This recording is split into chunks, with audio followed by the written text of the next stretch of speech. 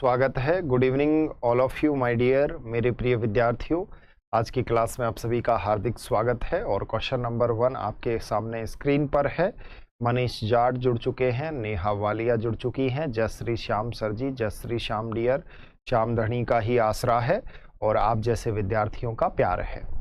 ये प्यार आपका ऐसा ही बना रहे। आपके जितने भी सोशल मीडिया हैंडल्स हैं, ग्रुप हैं, एक बार क्लास को थोड़ा शेयर कर दीजिए जिससे आपके मित्रगण, साथीगण, दोस्तगण जुड़ सके।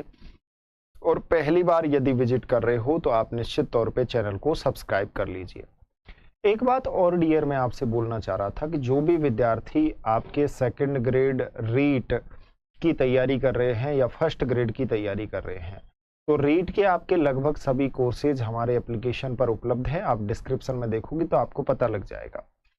इसके अलावा सेकंड ग्रेड की जितने भी तैयारी कर रहे हैं तो सेकंड ग्रेड के कोर्सेज भी हमारे एप्लीकेशन पर उपलब्ध है। पढ़ाई 360 आप डाउनलोड कर लीजिए। एसएसटी स्ट्रीम और हिंदी स्ट्रीम के विशेषकर कोर्स आपको हमारे एप्लीकेशन पर मिलेंगे। और सर का साइकोलॉजी का लाइव बैच चल ही रहा है, ये आपको पता है। और जो विद्यार्थी राजस्थान का अपडेट ज्योग्राफी पढ़ना चाहते हैं तो उसका भी बैच चल रहा है आपका एप्लीकेशन पर। आप वहां पर जाकर और पेड कर सकते हो माय डियर। चलिएगा आज के क्लास की शुरुआत करते हैं। ये तो कुछ इन्फॉर्मेशन हो गई और आज की क्लास का लगभग सभी ने एकदम आंसर दिया है। जी के फैक्ट्स भी जुड़ चुके हैं, उनका भी आज की क्लास में स्वागत है डियर। तो देखिएगा, गतिशील रेत के टीले जो राजस्थान की स्थानीय भाषा में क्या कहते हैं इन्हें, तो इन्हें धरियन कहा जाता है। क्या कहा जाता है? धरियन, धोरा, टीला, टीबा आदि नामों से इन्हें जाना जाता है। तो क्या कहते हैं? धरियन। एक बार आप शेयर कर दो सभी मिलके और फिर हम चलते हैं अगले क्वेश्चन की ओर। राजस्थान में स्थित थार का मरुस्थल किसका अवशेष माना? चलो बताओ, फटाफट से आंसर दो। देखते हैं कितने विद्यार्थी एकदम करेक्ट इसका आंसर देते हैं और अपने मित्रगण, साथीगण, दोस्तगणों को कितनी फास्ट आप शेयर करते हो। फटाफट से शेयर करते हो क्या? चलो करो भाई। ठीक है, चलो बताओ इसका राइट आंसर क्या होगा। प्रवीण कराड़ी जुड़ चुके हैं, मनीष जाट जुड़ चुके हैं, स्वागत है मनीष आपका। चलो देखो, मरुस्थल किसका अवशेष माना जाता है? मरुस्थल टैथिस महासागर का अवशेष माना जाता है। अंगारा लैंड का कोई अवशेष नहीं है। टैथिस महासागर के दो अवशेष हैं। एक तो आपका पूर्वी जलोढ़ मैदान, ये पूर्वी जलोढ़ मैदान भी इसी का भाग माना जाता है। और दूसरा जो आपका अवशेष है वो आपका रेतीला मैदान। रेतीला मैदान का अर्थ है थार का मरुस्थल। इसके अलावा बात करते हैं सर गोंडवाना लैंड के अवशेष कितने हैं? राजस्थान में दो हैं। एक आपका दक्षिणी पूर्वी पठार है, दक्षिणी पूर्वी पठार है, और एक आपका कौन सा है? अरावली पर्वत श्रृंखला है। अरावली पर्वत भी इसी का ही भाग है। इससे संबंधित एग्जाम में बहुत बार क्वेश्चन पूछे गए हैं, तो इसका राइट आंसर क्या होगा? टैथिस सागर। चलिएगा, प्लाया झीलें राजस्थान के किस भौगोलिक अंचल में मिलती हैं? कौन सा भौगोलिक अंचल है जहां पर प्लाया झीलें मिलती हैं?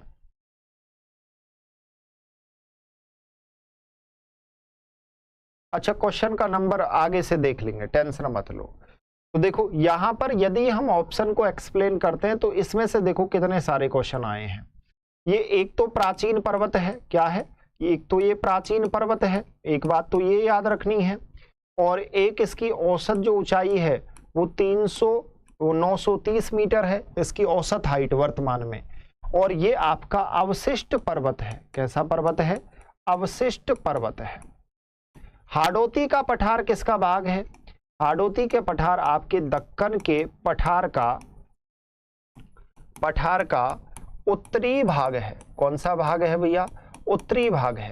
दक्कन के पठार का उत्तरी भाग है। ये हमने ऑप्शन एक्सप्लेन कर दिया। थार का मरुस्थल, देखो एक तो ये बात याद रखनी है कि टैथिस सागर का अवशेष है। टैथिस सागर का क्या है भैया? अवशेष है। और एक बात याद रखनी है कि जो थार का मरुस्थल है इसमें खारे पानी की झीलें मिलती हैं।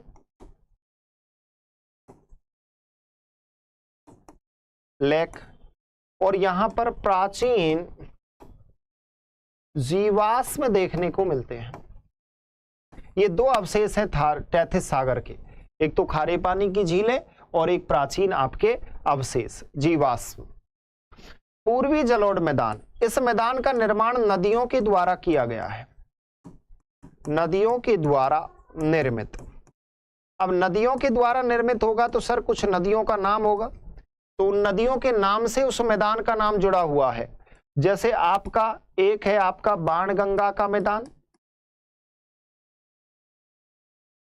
समझ लो फिर एग्जाम में आप कहोगे सर। एक है आपका बनास का मैदान,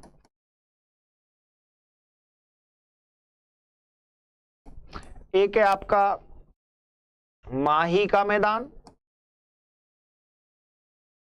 और एक है आपका चंबल का मैदान।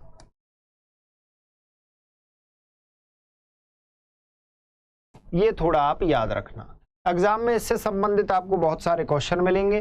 तो प्लाया झीलें कहां मिलती हैं? थार के मरुस्थल में मिलती है। कहां पर मिलती हैं?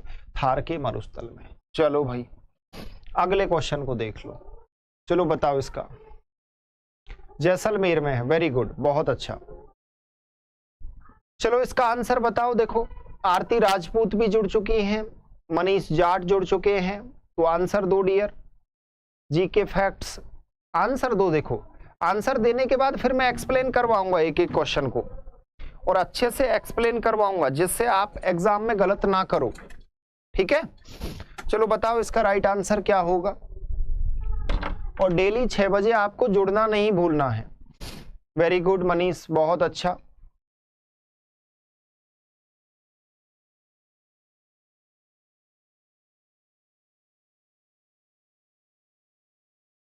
देखते हैं इसका आंसर कौन कौन एकदम सटीक देते हैं।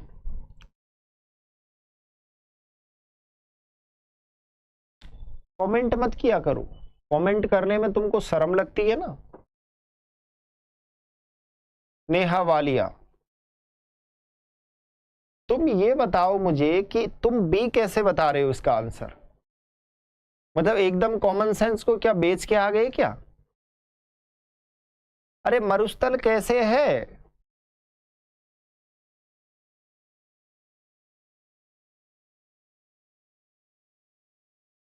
अब मैं तुम्हारा आईक्यू लेवल चेक कर रहा था कि कितने विद्यार्थी। गौडवाड़ प्रदेश राजस्थान के किस व्रत भू आकृतिक विभाग का भाग है? देखो एक बात याद रखना कि एक तो आपका शुष्क मरुस्थलीय प्रदेश है, जैसे हम इसको ही एक्सप्लेन कर देते हैं। पूर्वी जलोढ़ मैदान जो आपका पूर्वी मैदानी प्रदेश है, उसको हमने 4 भागों में बांट रखा है। कितने भागों में? 4 भागों में। वैसे बेसिकली ये 3 है, जिसमें एक तो आपका बाणगंगा और बनास का मैदान हो गया, एक तो ये मैदान हो गया।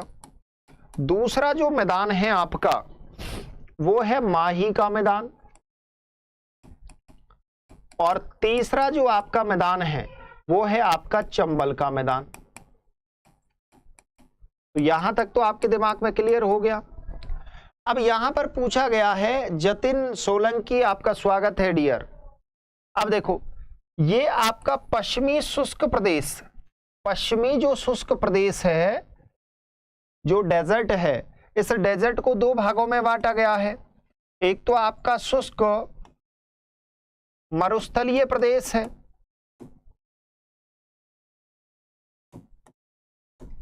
एक तो, और दूसरा जो है वो आपका अर्ध शुष्क मरुस्थलीय प्रदेश है। इस अर्ध शुष्क को 4 भागों में बांटा गया है, जिसमें एक आपका घग्गर का बेसिन है, दूसरा आपका शेखावाटी ऑब्लिक कांतली बेसिन है, कांतली बेसिन है, तीसरा आपका नागौर उच्च भूमि है,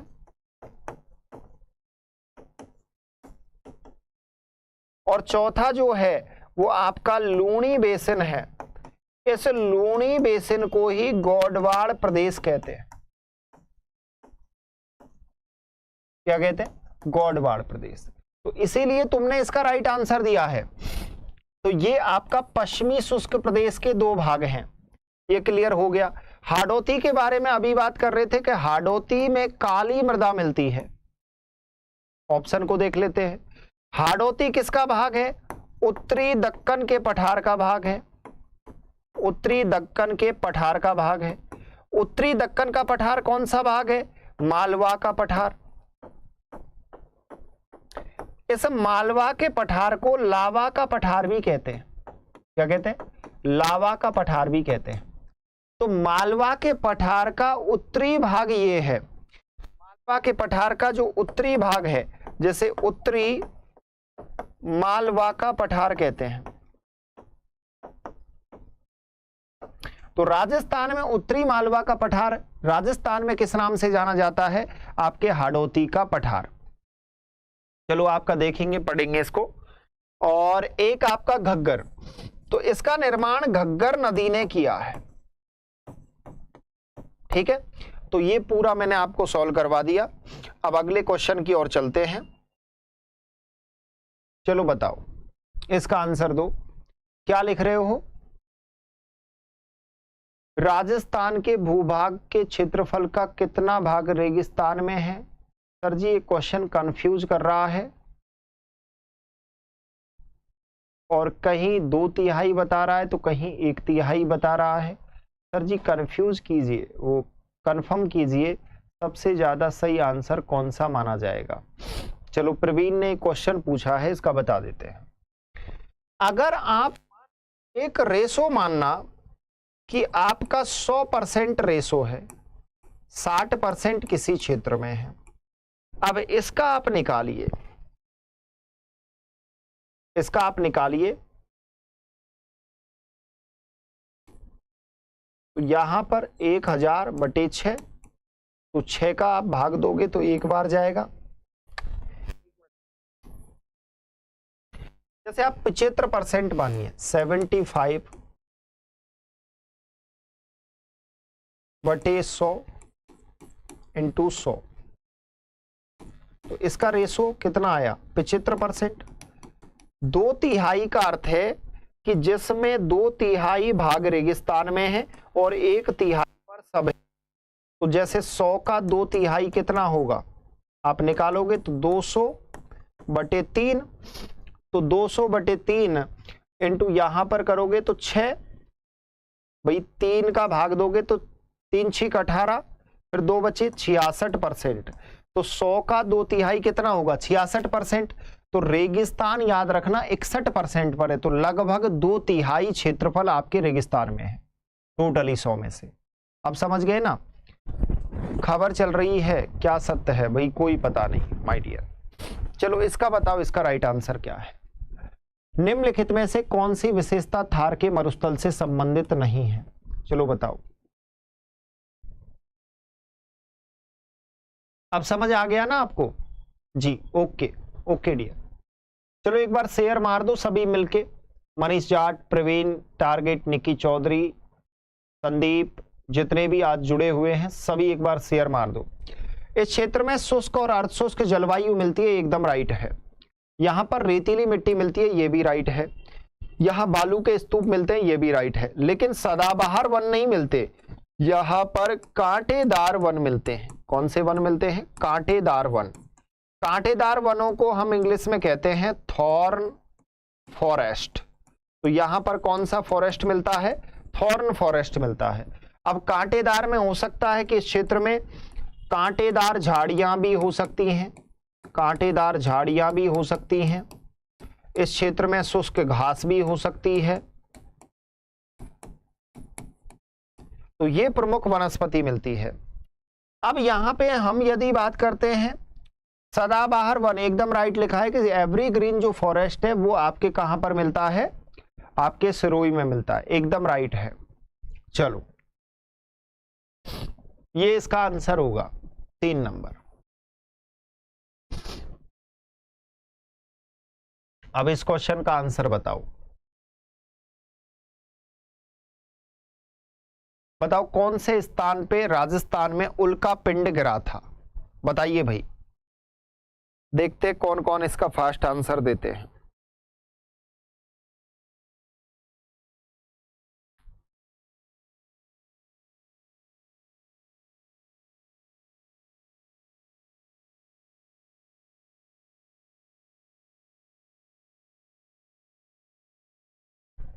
चलो भैया बताइए इसका आंसर। अंतरिक्ष मेहमानों की पसंदीदा जगह जहां एक दशक में 9 उल्कापिंड गिरे थे। बताओ भाई। सर जी सीटेट के लिए किस क्लास तक की बुक पढ़नी है? सीटेट के लिए आप 10th क्लास तक की बुकों का अच्छे से स्टडी कर सकते हो, सीटेट आपका क्लियर हो जाएगा। आरती राजपूत। एसएसटी में जो 10th क्लास तक की बुक हैं एनसीईआरटी वो आप पढ़ लीजिए, अब बहुत अच्छा स्कोर आप सीटेट आप क्लियर कर लोगे, कहने का अर्थ यह है। चलो आरती ने बताया सी आंसर। हाडोती शायद आप कोई भी यहां तक नहीं पहुंच रहे, करेक्ट आंसर नहीं है आपका, रॉन्ग आंसर है। इसका करेक्ट आंसर दीजिए माय डियर, फटाफट से दीजिए, क्या होगा इसका करेक्ट आंसर? चलो बताओ। और जो विद्यार्थी राजस्थान भूगोल पढ़ना चाहते हैं, राजस्थान नया भूगोल, तो उसका आपका बैच चल रहा है, ये आपको रिकॉर्डेड उसमें मिलेगा। और इसकी जो कोर्स की फीस है, पूरा नया भूगोल है, कोर्स की जो फीस है वो आपके 499 रुपये है। तो जो भी विद्यार्थी पेड करना चाहे वो कर सकता है। एप्लीकेशन पढ़ाई 360 पर, और हमारी एकेडमी के जो नंबर हैं वो 9694164171, ये नंबर है, इस पर आप कॉल कर सकते हो। चलिएगा, इसका राइट आंसर है थार का रेगिस्तान अंचल। ये आपके अंतरिक्ष मेहमानों की पसंदीदा जगह रहे हैं, और यहां पर एक समय पर 9 उल्कापिंड गिरे थे। तो अगली बार एग्जाम में क्वेश्चन बनेगा 100% कि किस स्थान पर, राजस्थान का कौन सा स्थान अंतरिक्ष मेहमानों की पसंदीदा जगह है। तो ये थोड़ा आपको याद रखना है। अगला क्वेश्चन, पश्चिमी राजस्थान के रेतीले मैदान का कितना प्रतिशत क्षेत्र बालू का स्तूप मुक्त है? अब हम आपको बता ही देते हैं। इसमें देखो दो भाग हैं जो आपको पहले से पता है। एक आपका शुष्क मरुस्थल। अब यहां पर जो शुष्क मरुस्थल है, इस शुष्क मरुस्थल को दो भागों में बांटा गया है। एक आपका बालू का स्तूप है युक्त, और एक आपका बालू का स्तूप मुक्त है। तो बालू का स्तूप युक्त जो क्षेत्र है, युक्त प्रदेश जिसमें बालू का स्तूपों की अधिकता मिलती है, उसका परसेंट है 58.50%। यहां पर बालू का स्तूप सबसे ज्यादा मिलते। बालू का स्तूप जो आपका मुक्त प्रदेश है, उसका जो रेशो है वो है आपके 41.50%। यहां पर याद रखना अवसादी चट्टानें सबसे ज्यादा मिलती हैं, मतलब ये चट्टानी मरुस्थल है। तो इसी मरुस्थलीय क्षेत्र में आपके जितने भी जो पेट्रोलियम का उत्खनन किया जाता है वो इसी में किया जाता है। तो इसका राइट आंसर क्या होगा? बालू का स्तूप मुक्त क्षेत्र ये 41.50 है। ठीक है, आगे देखो, अगला पढ़िए। राजस्थान के पश्चिमी रेतीले मैदान के कितने क्षेत्र में बालू का स्तूप पाए जाते हैं? अब बालू का स्तूप का अर्थ क्या है? मोनिका चौधरी आपका स्वागत है डियर। बालू का स्तूप का अर्थ है बालू का स्तूप युक्त प्रदेश, बालू का स्तूप युक्त प्रदेश। तो बालू का स्तूप युक्त प्रदेश अभी मैं आपको बता रहा था कि कितना परसेंट भाग पर है। आप सभी को पता है कि सर लगभग 58.50, तो लगभग 60% भूभाग पर बालू का स्तूप युक्त प्रदेश है। तो इसका राइट आंसर क्या होगा? आपका ए। वेरी गुड डियर, बहुत अच्छा। चलिएगा अगले क्वेश्चन को देखिए। थार के मरुस्थल में पाए जाने वाले अर्धचंद्राकार रेत के टीलों को क्या कहते हैं? चलो बताओ दो भाई, इसका आंसर क्या होगा? क्या कहते हैं रेत के टीलों को?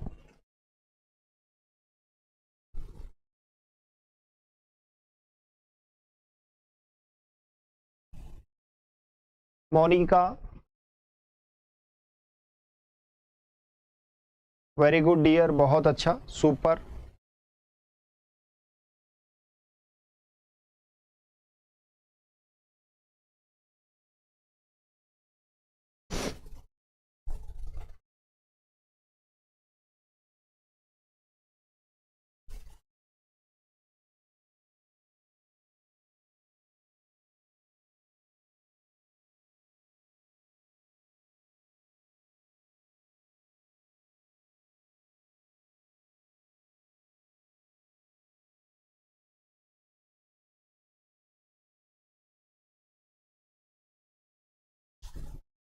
अब देखो यहां पर याद रखना कि अर्धचंद्राकार, जिनकी अर्धचंद्राकार आकृति होती है उन्हें बरखान कहते हैं। क्या कहते हैं? बरखान कहते हैं। खडीन या खाड़ी, ये खडीन या खाड़ी का जो कॉन्सेप्ट है ये याद रखना कि ये आपके बालू का स्तूप युक्त प्रदेश में मिलती है। बालू का स्तूप युक्त प्रदेश में मिलती है और ये वर्षाकालीन प्लावा झील होती है। वर्षाकालीन प्लावा झील होती है। तो वर्षाकालीन प्लावा झील जो बालू का स्तूप युक्त प्रदेश में मिलती है उसे खडीन या खाड़ी कहते हैं, और जो आपके मुक्त में मिलती है उसे क्या कहते हैं? रण या टाट कहते हैं। एक बात और याद रखना कि बालू का स्तूप जो मुक्त प्रदेश में मिलती है, मुक्त प्रदेश में,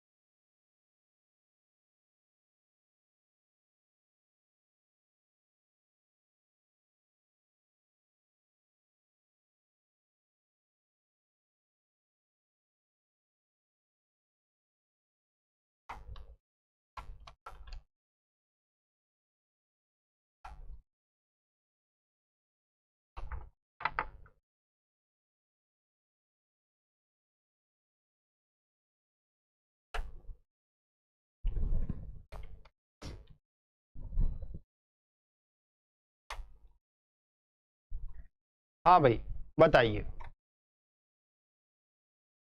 तो यहां पर बताइए कि बरखान बालू का स्तूप प्रधानतः राजस्थान के कौन से क्षेत्र में पाए जाते हैं? देखते हैं इसका राइट आंसर कौन कौन विद्यार्थी देते हैं। बताइए इसका राइट आंसर क्या होगा। अब देखो बरखान बालू का स्तूप प्रधानतः राजस्थान के कौन से क्षेत्र में पाए जाते हैं? तो एक बात याद रखना कि ये आपके बालू का स्तूप युक्त प्रदेश में मिलेंगे। अब बालू का स्तूप जो युक्त प्रदेश है उसमें वर्षा बेसिकली, अगर हम वर्षा की बात करें कि गुरुजी रेनफॉल कितना होता है, तो यहां पर वर्षा होती है 20 सेंटीमीटर के आसपास, मतलब 5 सेंटीमीटर से लेकर और 20 सेंटीमीटर तक यहां पर वर्षा होती है। तो इसका मतलब यह है कि राइट आंसर इसका ये होगा 20 से और 35 सेंटीमीटर सम वर्षा रेखा के मध्य जो वर्षा होती है वो आपके अर्ध शुष्क मरुस्थलीय क्षेत्र में होती है।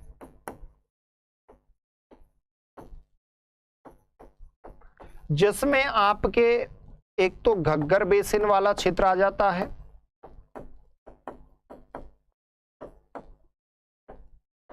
जिसमें आपके एक शेखावाटी बेसिन आ जाता है,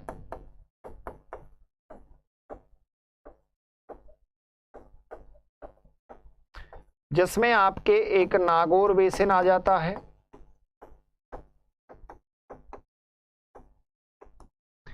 जिसमें आपके एक लूनी बेसिन आ जाता है।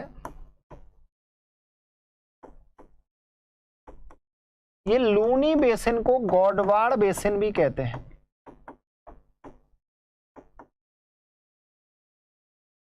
लेकिन एक बात याद रखना,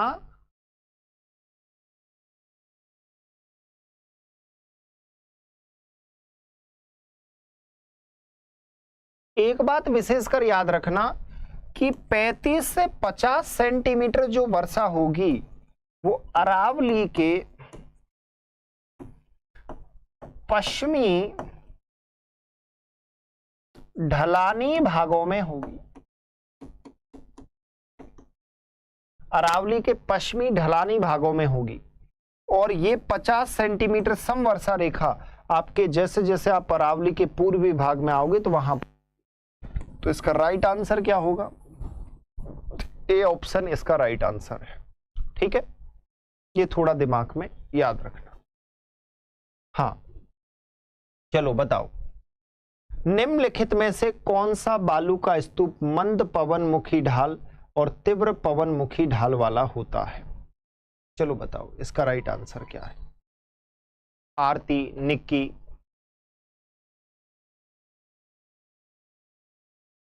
मंद पवनमुखी और तीव्र पवनमुखी ढाल वाला होता है। लगभग सभी गलत आंसर दे रहे हो, थोड़ा सोच समझकर इसका आंसर देना।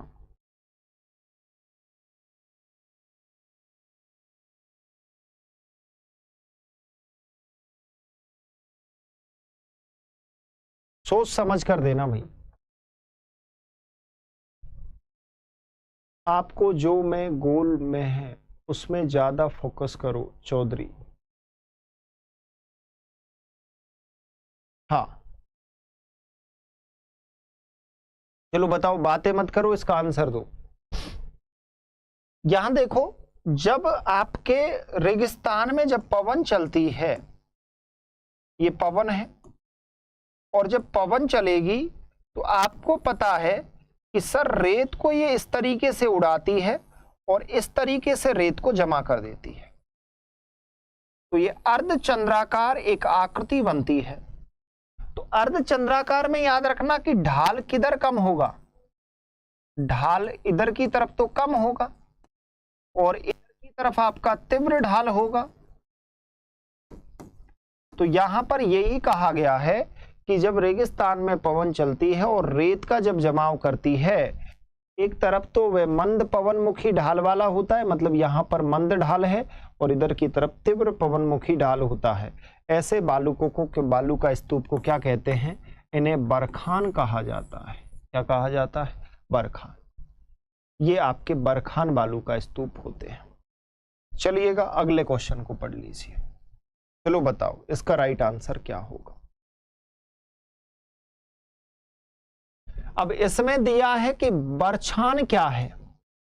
विशेष आकृति के बालू का स्तूप, राजस्थानी महिला की एक विशेष पोशाक, राजाओं के द्वारा सैनिकों को युद्ध में जाते समय दिया जाने वाला प्रतीक, या सामूहिक रूप से नाच गाने के साथ फसल काटना। चलो बताओ, इसका राइट आंसर क्या होगा?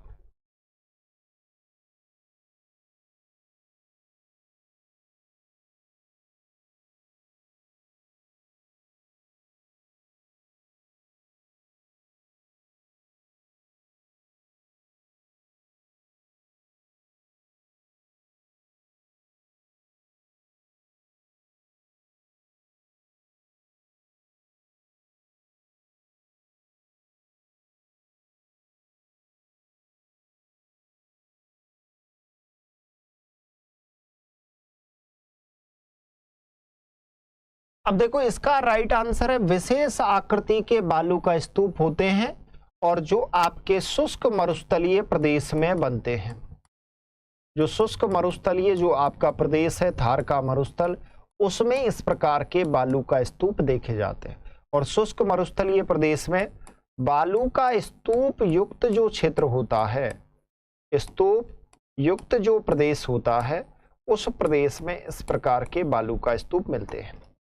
चलो बताओ अगले क्वेश्चन का क्या होगा right answer.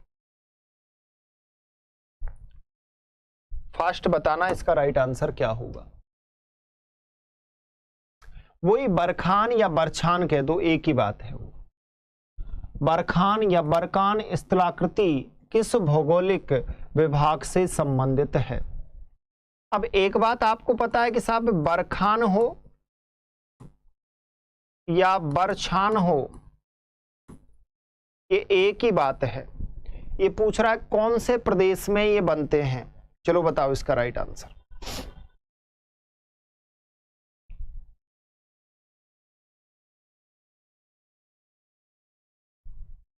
Manish Jat, very good dear.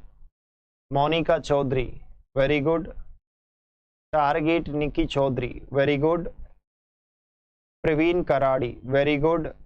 आरती, वेरी गुड डियर, बहुत अच्छा। तो लगभग सभी विद्यार्थियों ने एकदम इसका सटीक आंसर दिया है और इसका राइट आंसर क्या है, मरुस्थलीय प्रदेश। क्योंकि ये बालू का स्तूप कहां पर मिलता है, मरुस्थलीय प्रदेश में मिलता है। एक बात याद रखना कि साहब पर्वतीय प्रदेश के रूप में राजस्थान में अरावली है। आपसे पूछा जाए कि पठारी प्रदेश के रूप में आपके हाडोती और ऊपर मालका पठार है, ठीक है। और मैदानी के रूप में आपको पता है कि साहब बाणगंगा, बनास, माही और चंबल का मैदान, ये आपके 4 मैदान हैं पूर्वी मैदानी प्रदेश के रूप में, और ये आपको याद भी रखने हैं। चलो अगला क्वेश्चन लीजिएगा।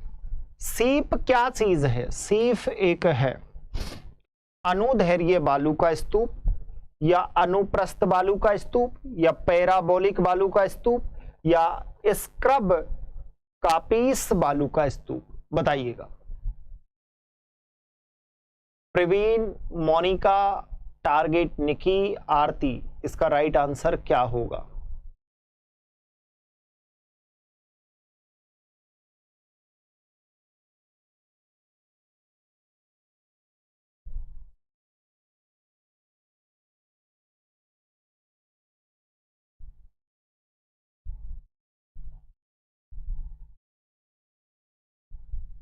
Manish Jat, very good.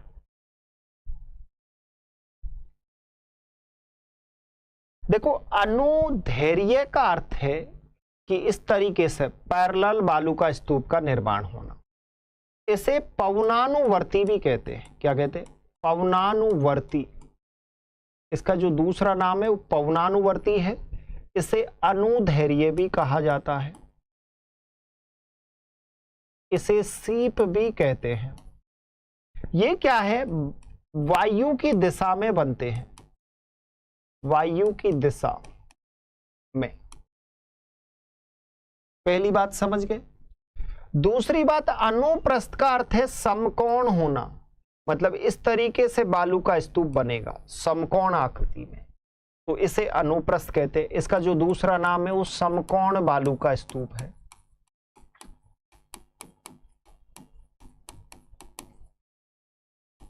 Clear हो गया। तीसरा है पैराबोलिक, जो आपके रेगिस्तान में मिलते हैं। ये झाड़ियां, याद रखना, झाड़ियों या पेड़ों के पास जो बालू का स्तूप बनते हैं उन्हें क्या कहते हैं, स्क्रब कापीस बालू का स्तूप। तो यहां पर सीप का पूछा गया है, तो सीप का राइट आंसर क्या होगा, अनुदैर्घ्य। क्या होगा भाई, अनुदैर्घ्य। वेरी गुड, बहुत अच्छा। चलो बताओ अगले क्वेश्चन को। इसका आंसर दो फटाफट से कि राजस्थान के थार मरुस्थल में द्वेष नदी घाटी में किस प्रकार के बालू का स्तूप चिन्हित होते हैं। रेखीय, पवनानुवर्ती, तारा, पैराबोलिक या बरखान। बताओ भाई।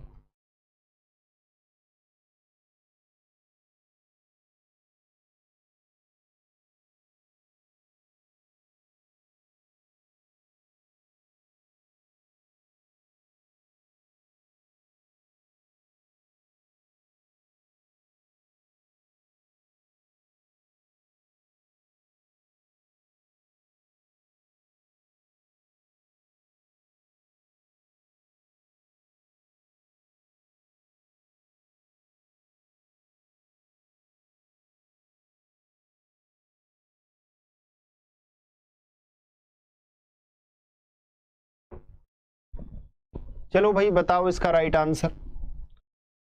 टिंकू कुमारी ए, मोनिका चौधरी ए, मनीष जाट, इसके अलावा टारगेट निक्की। देखो इसका राइट आंसर होगा रेखीय या पवनानुवर्ती। रेखीय या पवनानुवर्ती जो बालू का स्तूप है वो द्वेष द्वितीय नदी का अर्थ है घग्गर नदी क्षेत्र। तो घग्गर नदी क्षेत्र में ये मिलते हैं। इसका एक रेखीय पवनानुवर्ती या इसे आप अनुदैर्घ्य भी कह सकते हो। अनुदैर्घ्य या इसे सीप के नाम से भी आप पुकार सकते हो।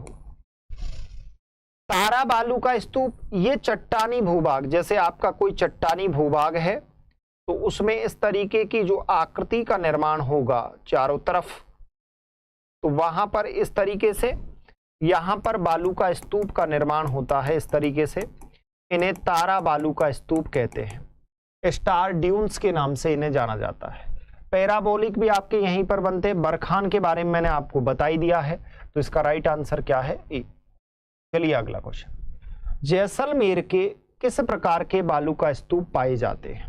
बताओ भाई, जैसलमेर में कौन से प्रकार के बालू का स्तूप आपको देखने को मिलते हैं? फास्टली इसका आंसर दे दो, फटाफट बता दो भाई। मैं जब तक पानी पी लेता हूं जब तक तुम इसका आंसर दो।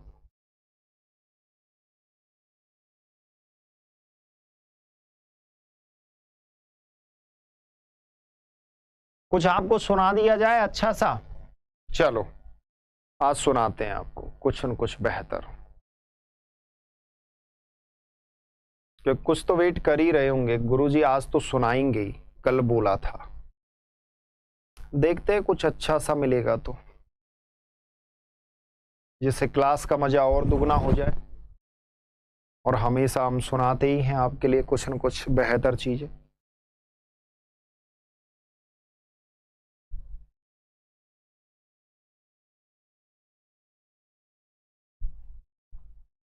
सुनिएगा, बहुत ही प्यारी लाइन है और ये लाइनें जैसे आपके जीवन से संबंधित भी हो सकती हैं कि महफूज रख बेदाग रख मैली ना कर जिंदगी को। महफूज रख बेदाग रख मैली ना कर जिंदगी को, मिलती नहीं इंसान को किरदार की चादर नई। ये आपके लिए भी बन सकती है अगर आप सोचो तो। चलिए और देखते हैं आपके लिए कुछ बेहतर मिल जाए तो।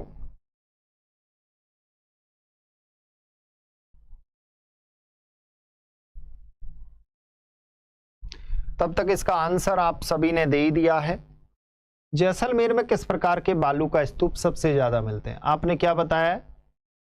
मोनिका, एकदम। अनुदैर्घ्य, अनुदैर्घ्य को क्या कहते हैं? पवनानुवर्ती। पवनानुवर्ती बालू का स्तूप सबसे ज्यादा मिलते हैं। तो इसका राइट आंसर क्या है? 3 नंबर। पश्चिमी राजस्थान के कौन से प्रकार के अनुप्रस्थ बालू का स्तूप पाए जाते हैं? बताइए भाई। बरखान सीप, बरखान परवल्य, बरखान पवन विमुखी रेखीय, परवल्य वनस्पति युक्त रेखीय। चलिए बताइए इसका राइट आंसर क्या होगा? अनुप्रस्थ का दूसरा नाम क्या है? चलो बताओ फटाफट से, कौन कौन इसका राइट आंसर देंगे? फिर आपके लिए कुछ ढूंढते हैं।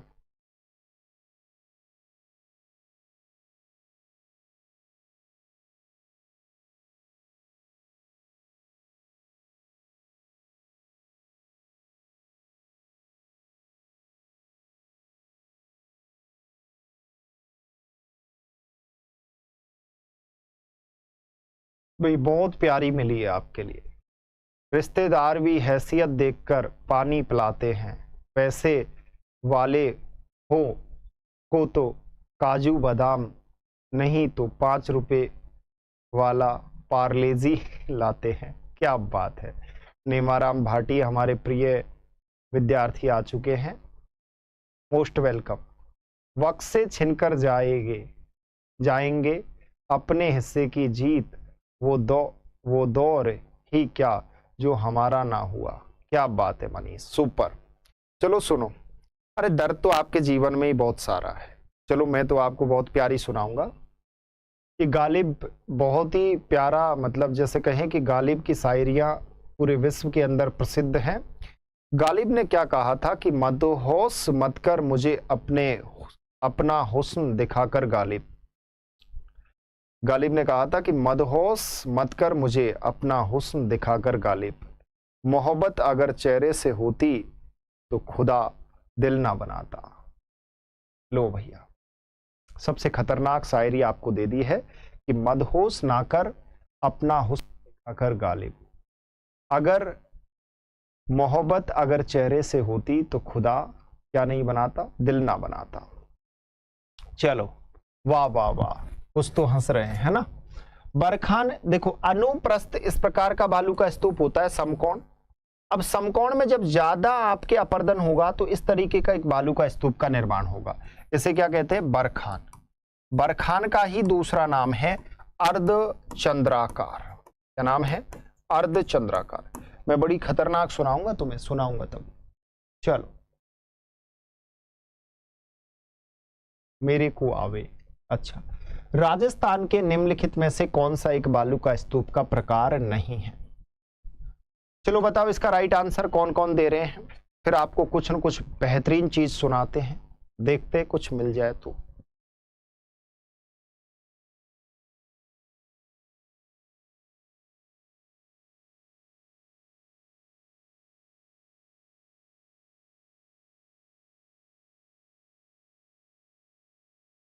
बहुत खतरनाक है भैया, सुनो तो। कदम कदम पर बहारों ने साथ छोड़ा, जरूरत पड़ी तो यारों ने साथ छोड़ा। सुनिएगा, कदम कदम पर बहारों ने साथ छोड़ा, जरूरत पड़ी तो यारों ने साथ छोड़ा। सितारे बोले हम साथ देंगे तुम्हारा। क्या बोले, सितारे बोले कि हम साथ देंगे तुम्हारा, जब सुबह हुई तो सितारों ने साथ छोड़ा। बहुत प्यारी लाइन है। जीवन में आपका साथी आपसे बढ़कर कोई नहीं हो सकता। सर JRA को लेकर डर लग रहा है, कितनी रहेगी कट ऑफ। जूनियर अकाउंटेंट के सर, अच्छा के पूछ रहे हैं। 50 अगर बोनस अंक देते तो 50% से बढ़ जाएगी, बाकी 50 या 52% के आसपास कट ऑफ रहेगी, इससे ज्यादा नहीं जाएगी, तो टेंशन मत लो। चलो बताओ कौन सा है।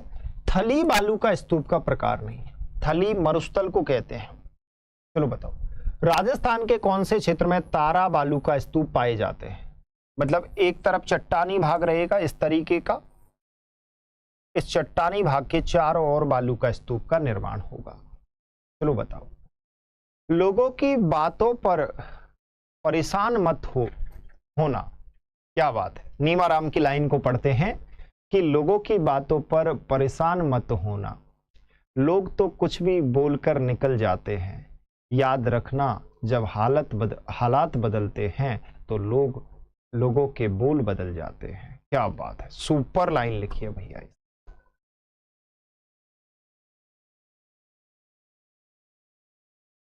एक ने लिखा कि सर गवर्नमेंट नौकरी की तैयारी के चक्कर में सब दोस्त साथ छोड़ गए। क्या बात है, ऐसा ही होता है भैया जीवन में, आपका लक्ष्य और आप दोनों ही साथी होते हो, बाकी कोई नहीं होता, तो साथ का चक्कर तो छोड़ो। चलिए बताइए इसका राइट आंसर क्या होगा। पहले आंसर दे लो, फिर बातें भी करेंगे आपके साथ, क्योंकि क्लास इंटरेस्टिंग होनी चाहिए, क्लास बोरिंग नहीं होनी चाहिए, पढ़ने में मजा आना चाहिए। पढ़ना ऐसा नहीं लगना चाहिए कि जबरदस्ती हम पढ़ रहे हैं, जबरदस्ती मत पढ़ो किसी भी चीज में। अगर मेरी क्लास में इंटरेस्ट आ रहा है, इंटरेस्ट के लिए ही कुछ न कुछ लाइनें आपको सुना देता हूं जिससे आपको भी मजा आता है। ए इज करेक्ट, वेरी गुड। क्योंकि मोहनगढ़ और सूरतगढ़ गंगानगर आपका पथरीला भूभाग है, यहां पर जो बालू का स्तूप बनते हैं वो तारा बालू का स्तूप है। कौन से हैं, तारा बालू का। चलिएगा, राजस्थान के किस क्षेत्र में अनुप्रस्थ बालू का स्तूप मिलते हैं। चलो बताओ भाई, अनुप्रस्थ।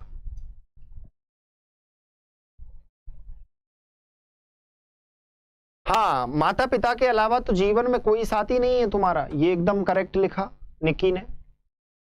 एकदम भैया ये करेक्ट बात है। राजस्थान के किस क्षेत्र में अनुप्रस्थ बालू का स्तूप मिलते हैं? बीकानेर जिले में पुंगल के चारों ओर, लूनी बेसिन के पश्चिमी भाग में, जैसलमेर जिले के रामगढ़ क्षेत्र में, या अजमेर जिले के पुष्कर के चारों ओर? बताइएगा इसका राइट आंसर क्या है। अच्छा चलो,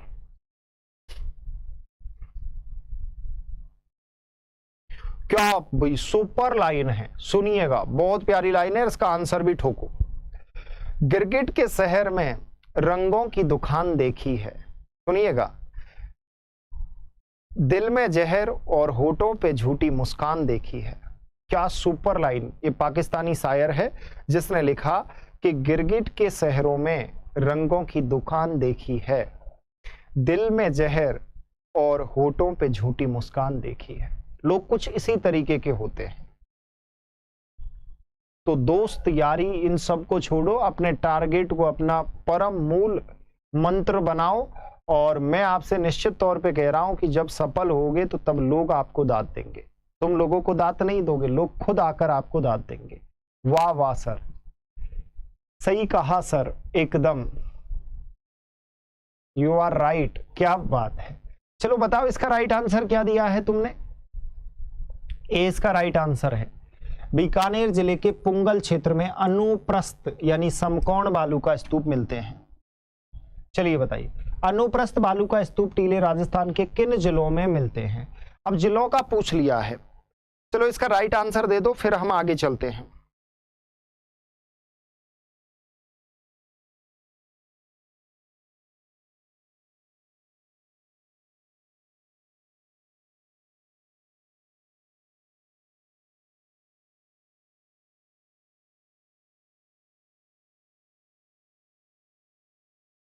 हाँ भैया बताओ।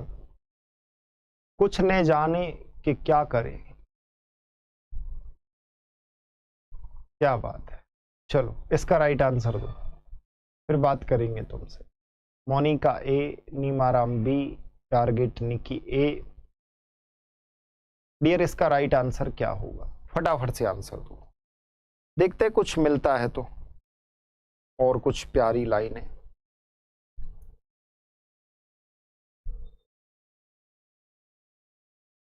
ये थोड़ा उर्दू का अल्फाज है कि बेखुदी बेसबब नहीं गालिब। सुनिएगा, बेखुदी बेसबब नहीं गालिब, कुछ तो है जिसकी पर्दादरी है। अब ये थोड़ा उर्दू का ट्रांसलेट कर लेना, बहुत ही प्यारी लाइन है जब इसको ट्रांसलेट करके देखोगे। चलिए बताइए इसका राइट आंसर क्या होगा। अनुप्रस्थ बालू का टीले कहां पर, राजस्थान के कौन से जिले में? बीकानेर, गंगानगर। अनुप्रस्थ जो मिलते हैं, पुंगल की अभी बात कर रहे थे, बीकानेर में और गंगानगर में इस प्रकार के बालू का स्तूप आपको देखने को मिलेंगे। बालू का स्तूपों का प्रकार नहीं है। चलिए इसका राइट आंसर कौन कौन दे रहा है, बताओ भाई, बताओ फर्स्ट बताओ इसका राइट आंसर क्या होगा।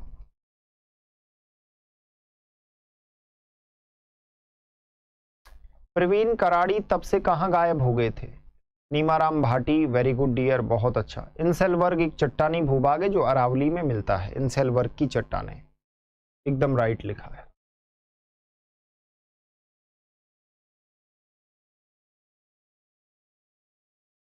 देखो पैराबोलिक की हमने बात कर ली थी आपके साथ, बरखान की बात हमने कर ली थी, बरछान जिसे कहते हैं, सीप की जिसे सीप पवनानुवर्ती या रेखीय बालू का स्तूप है। इंसेल वर्ग एक चट्टानी भूभाग है। मनीष ने बहुत ही प्यारी लाइन लिखी है, लेकिन जस्ट ऊपर आएगी तब मैं आपको इसको सुनाऊंगा।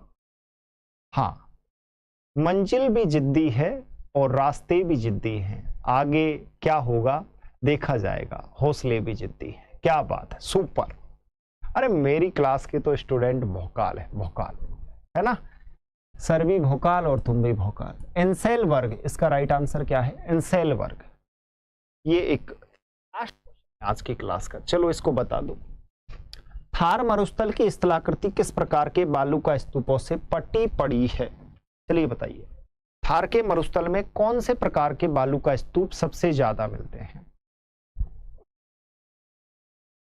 अच्छा, तुम भी जिद्दी हो, क्या बात है। जिद्दी होना तो अच्छी बात है, अपने टारगेट के लिए जिद्दी होना सबसे बेहतरीन बात, अपने जीवन के लक्ष्य के लिए जिद्दी होना सबसे बेहतरीन बात।